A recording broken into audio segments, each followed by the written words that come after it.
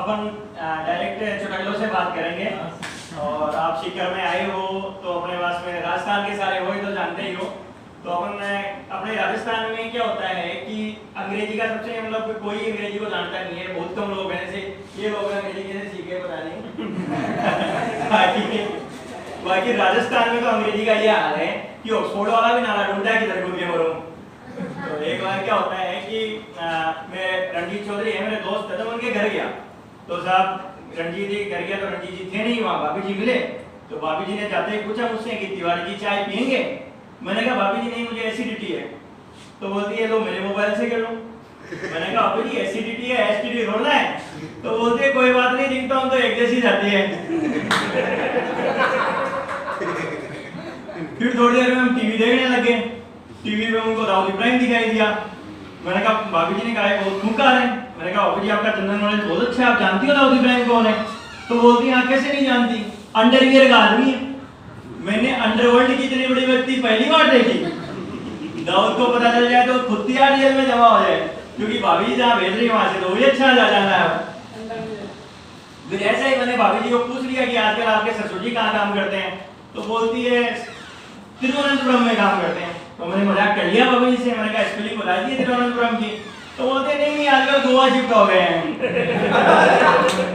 तो मतलब राजस्थान में तो अंग्रेजी भी जगह जगह से कराती है, कहाँ आगे बढ़ाएगी। अभी राकेश जी की बात कर लेते हैं। एक दिन राकेश जी मेरे पास आए कि साहब तिवारी एक बात है, मतलब मैंने कहा बता दो क्या बात है? नहीं नहीं यार बड़ी शर्मिंदगी की बात है, मैं बताऊं कि नहीं बताऊं? और मैंने कहा भाई है मैं बता दो आपको। यार बात ऐसी है, मेरी बीवी मुझे कूटती है, मुझे अत्याचार करती है। मैंने कहा यार बात तो वाकई में चिंताजनक है, मतलब क्या किया जाए? तो उस टाइम तक मेरी हुई नहीं थी। मैंने कहा यार मेरी तो हुई नहीं है, मैं क्या करूं मतलब?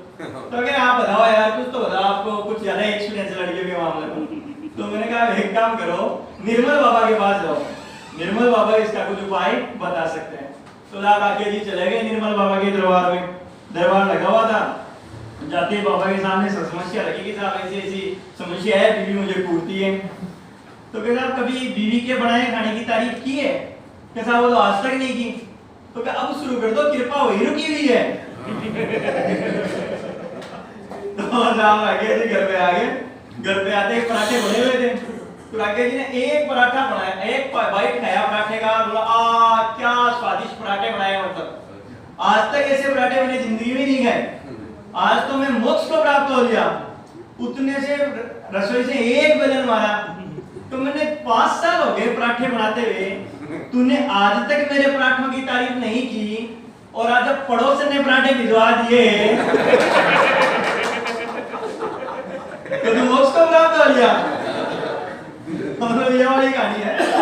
मेरे एक दोस्त है, मतलब उनका मतलब काफी टाइम हो गया, 30 साल हो गए, उनकी शादी नहीं हो पा रही।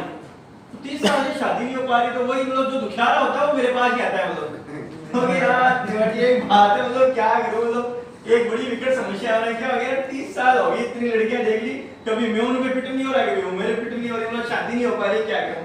तो मैंने कहा तुम्हें क्या लगता है, मतलब आपको क्या लगता है? तो मैंने कहा आपको बताओ आपको क्या लगता है? यार मन तो कई बार अइया लगे हैं कि मेरा वाली तो कन्या भ्रूण हत्या में मारी।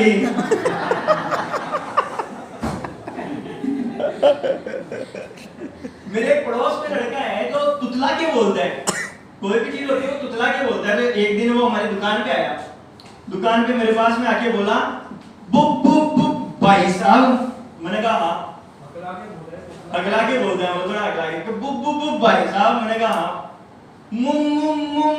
फिल्म देख के आया हूँ। मैंने कहा फिल्म देख के, अच्छी बात है, कौन सी देख के आया है? दबंग देख के आया हूँ। मैंने कहा बढ़िया बात, दबंग देख के आए तो रुको ये स्टोरी सुनाता हूँ।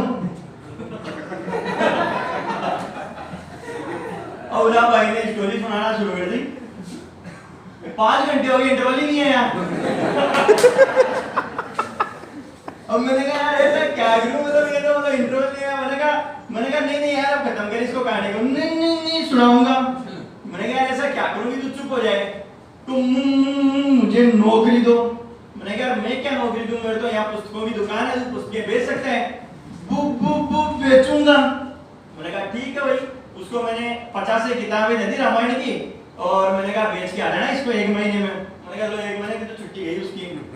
अब साहब वो दूसरे दिन ही आ गया, वो भाई साहब। मैंने कहा हाँ। वो बेच दी। मैंने कहा यार ये 1 महीने में बिकती नहीं किताबें, तुमने 1 दिन में बेच दी। मैंने कहा ऐसा क्या हो गया? फिर मैंने चला उसको और किताबें देते हैं, मैंने उसको 200 किताबें देते हैं, मैंने 2 महीने में बेच के आ जाना। तो साहब वो लेकर चला गया, लेकिन वो फिर दूसरे दिन ही आ गया, वो भाई साहब। मैंने कहा हाँ। वो बेच दी। मैंने कहा 200 किताबें या 2 महीने नहीं बिकती, तूने 1 दिन में बेच दी, मैं प्रैक्टिस कितना करेगा, मतलब ऐसा करता क्या है तू? वो भाई साहब मैं दरवाजे जाता हूँ और कहता हूँ कि किताब ले रहे हो या पढ़ के सुनाओ।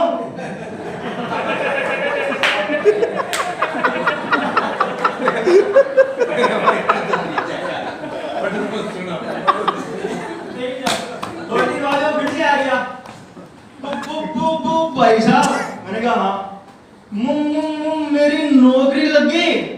मैंने कहा नौकरी लगी, किस में लगी? रेलवे में लगी। मैंने कहा रेलवे में लगी, नौकरी लगी, बढ़िया बात है, मिठाई विठाई खिलाई उसने। लेकिन फिर थोड़े दिन बाद में वापिस आ गया, भाई साहब। मैंने कहा नौकरी से निकाल दिया।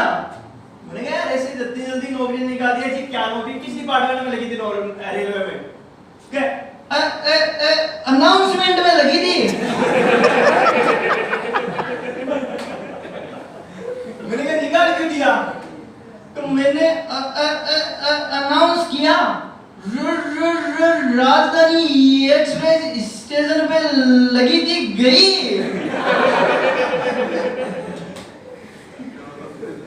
फिर थोड़े दिनों में उसे क्रिकेट टीम का कप्तान बना दिया साहब। अब साहब एम्पायर खड़े होते हैं, दूसरी टीम का कप्तान होता है, ऐसे टॉस कर रहे होते हैं। तो क्या होता है, टॉस ऊपर उठाते तो उसे तो वो लेना होता है कि कौन सा ले, अपन हेड या टेल। तो साहब टॉस से ऊपर डाला होता तो वैसे ये यही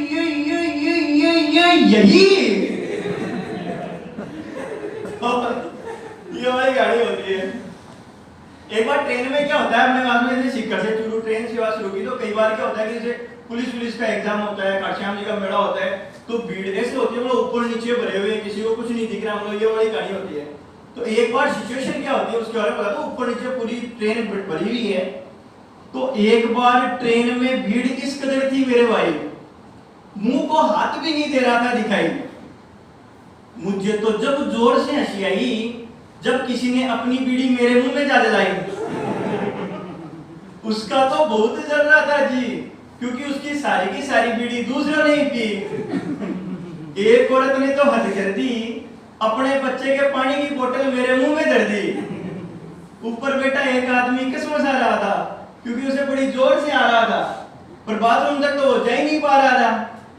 इतने में एक नवदंपति गुस्सा गए और ड्राइवर पे जाके चिल्ला गए। वे बोले रहे अगर आप ऐसे ही ट्रेन चलाएंगे तो हम अपनी बीवी और एक आध बच्चों से ही उतर पाएंगे। एक बार क्या होता है, जैसे कुछ लोग जैसे मर के स्वर्ग में जाते हैं, तो स्वर्ग में क्या होता है, जैसे अपने तो नहीं था मुंडन क्या होता है, उनके क्या होता है कि स्वर्ग में जाने पे जिसने जैसे कर्म किए होते हैं ना, उसके हिसाब से उनको वहां पर क्या मिलती है, परियां मिलती है। तो साहब ऐसे होता है, तो साहब सब मर मर के जाते हैं, तो स्वर्ग में उनको परियां अता फरमाते हैं, अप्सराएं मिलती है। तो साहब सबसे पहले तो मैं ही चला गया। अब वहां पे गया तो वहां पे अप्सरा की जगह 90 साल की बुढ़िया दिखा दी। मैंने कहा ये क्या हो गया? यमदूत से पूछा ये क्या हुआ? ये क्या हुआ कि आपने बचपन में एक कबूतर मार दिया था। ठीक है। फिर हमारे चौधरी भाई चले गए वो स्मार्ट से, तो साहब इनको 105 साल की बुढ़िया दिखा दी। मैंने इनका क्या हो गया कि इन्होंने भी बचपन में एक कबूतर मार दिया था। फिर साहब एमडीए थोड़ा बुढ़ा एक 90 साल का मर के गया। अब साहब वो जाते ही उनको देखा तो उसके नाम ने 21 साल की आर्या भट्ट। मैंने कहा ऐसा कौन सा इन्होंने सुकर्म कर दिया, हमने कौन से कुकर्म कर दिए? इन्होंने कोई सुकर्म नहीं किया है, दरअसल इस लड़की ने बचपन में एक कबूतर मार दिया था।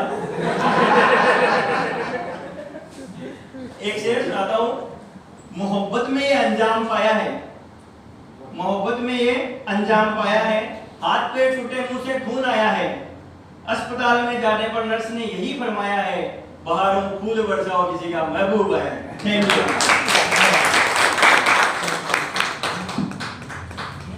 You sir.